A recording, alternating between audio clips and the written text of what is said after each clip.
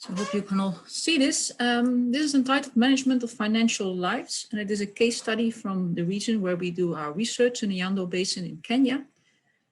So in fact, all the team members contributed to this. The main authors are Remco Oostendorp and myself, but we have contributions from Cor Wattel and Marcel van Asseldonk from Wageningen University in Research, from John Recha and Maren Radeni from CCAFS East Africa, and of course from Richard Mulwa and John Gatiaka from the University of Nairobi. So those are our partners in the Climate Smart project. So what are we looking at? Well, we know also, Astrid pointed out, that poor farmers in developing countries have substantial risk, and they use a variety of measures to cope with those risks. And usually when we think about transitory shocks, so shocks that could go over, then we think that credit and insurance play a vital role because they can cushion the transitory shock and not bring it into a permanent one.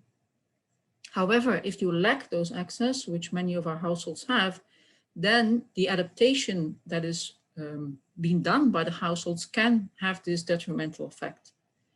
In psychology, we know this as the maladaptation, and we all recognize this. People who are indebted start to leave the, let's say, the mail by the tax revenue office unopened. They start maybe to resort to drinking or to using drugs, because at least in the short term, it gives you some relief, but of course, in the long term, it's detrimental to your position. So when we think about this in terms of economics, we think about actions that damage our productive capabilities in the longer run.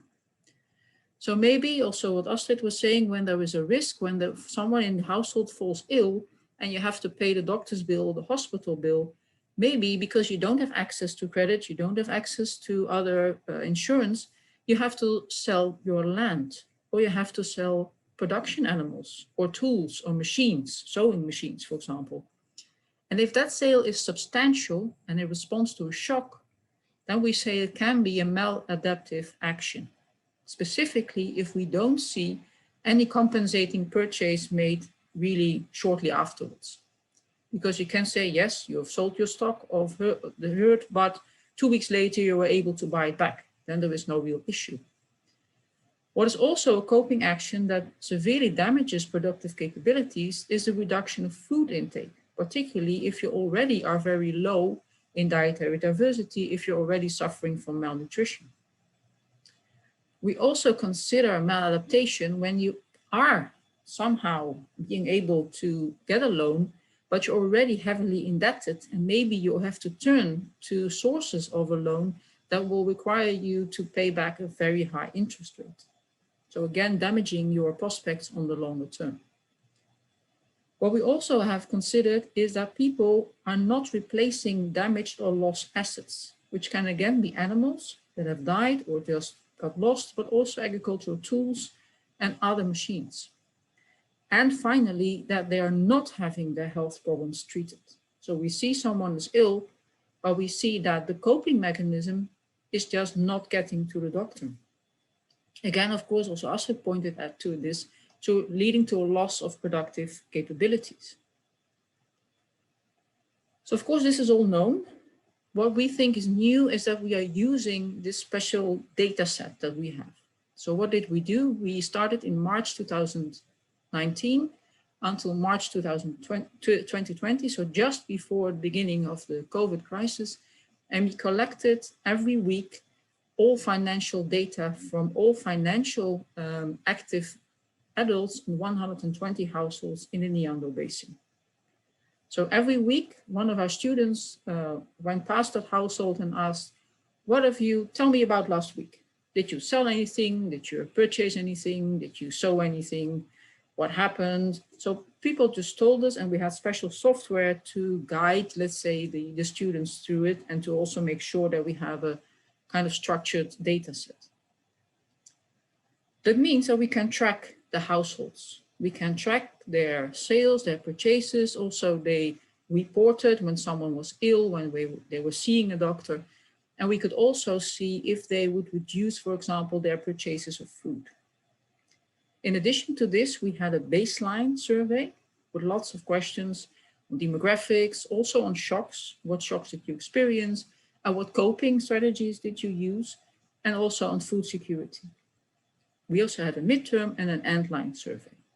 So we had the financial diaries, and in addition to this, we have more elaborate information on the households in those 3 surveys. And we used these data, so these 4 sources of data, to try and see if we could pinpoint maladaptive actions by households. So now we have this horrific schedule that probably terrifies everyone. So what we do, this is just a representation of the algorithm we have been designing. So what we do is, do you see it when I use the mouse or not? Okay, so what we do is first we look at identification of productive items. Is there land? Is there a herd? And identification of what we have labeled alarming actions. So if your herd is 3 goats and you're selling 3 goats, that sounds like an alarming action because you're selling your entire herd. When you have 65 goats, you sell 1, that's not alarming. So was there a shock reported at the same time or shortly before? Or can we somehow identify a shock through other items in the financial diaries?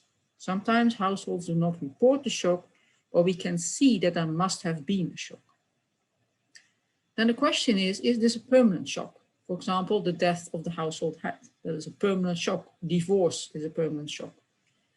If it's not a permanent shock, then it is a transitory shock. Someone gets ill, but he can get better. Maybe there are low prices, but prices can increase. So then it's a transitory shock, something that should just blow over. But you have to, of course, be able to get yourself through the period. So permanent shock, no. Then we look for a compensating action. So let's say here we have identified that you're selling land, you're selling productive assets. Maybe 2 weeks, 3 weeks later, you are buying back the land. If that's the case, we say, okay, there was no maladaptation, it was just adaptation in the good sense. If there's no compensating action, we again ask ourselves, is the household situation worrying? A worrying household situation is, do you already have a high indebtedness? Were you already on the verge of being malnutrition? Do you already are on the poverty, below the poverty line? So a combination of economic, nutritional, and social indicators. If that is yes, then we say definitely there was maladaptation. So it's a combination of actions, of assessing the household situation, and also of some other mechanisms that they may employ later on, so that we say, okay, this is a good compensating action, this was not maladaptation. If we conclude that there is maladaptation, we are also, what Astrid pointed out, we are saying that, so there is a big problem because a shock that should have just blown over has now transformed itself into a permanent situation of less capabilities. So of a outlook for the household that is worse than before the transitory shock, which not only leads to more poverty, but also, of course, less investments in climate smart agriculture. So just to finish, because 10 minutes is always horribly short, just some examples. So this is the first table. We have a household that is characterized by a certain alarming, let's say, indicators. This household is below the poverty line. It has a debt already higher than its yearly income. And it's the gap between income and required income for an adequate diet larger than 50%. Just to elaborate a bit on this final indicator, we have done in another paper some analysis how much income would be required for a healthy diet, which contains all the nutrients that you would need. And we find that the income that they have is much too low for a healthy diet. So if for that household the gap is very large, we also include this as an alarming indicator for vulnerability of that household. For that household in week 17, the week numbers refer to the week numbers in the year. There was a shock, there was too little rain. And we see that the household took out a loan for farming inputs. And there was no compensating action. We see in week 25, there were 2 shocks, illness of a husband and illness of another person in the household. There was an emergency loan taken out for the husband, but for the illness of the other person, there was no action taken. So we see here a combination of loans taken out while the household already is severely indebted. And on the other hand, we see that an illness of a person is not actually followed up on. The last column shows there was no compensating action. So the household didn't pay back the loan within 3 weeks or 2 weeks and didn't take any action later on to try and cure that other person. So for another household, which again is below the poverty line, has a very high debt, a very low dietary diversity, so a diet that is very concentrated in maize and in some other products, but with a very low diversity. And again, this gap, we see that in week 20, they report crop pests and diseases. They take out a loan for food. And in week 23, there are pests for livestock and rising food prices. And again, they take out a loan for food. So while, again, they are already highly indebted, they are below the poverty line, they take out loans just to buy food. So just 2 examples. In the paper, there are more. Also, indeed, not replacing agricultural tools.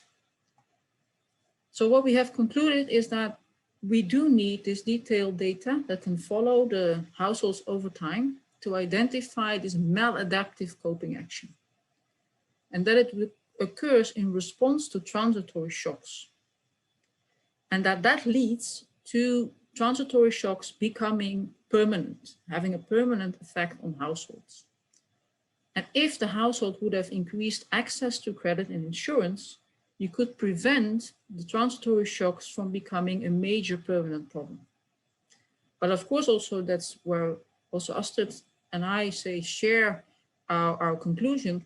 All those credit and insurance products should be flexible enough to deal with the large diversity of shocks that those households experience.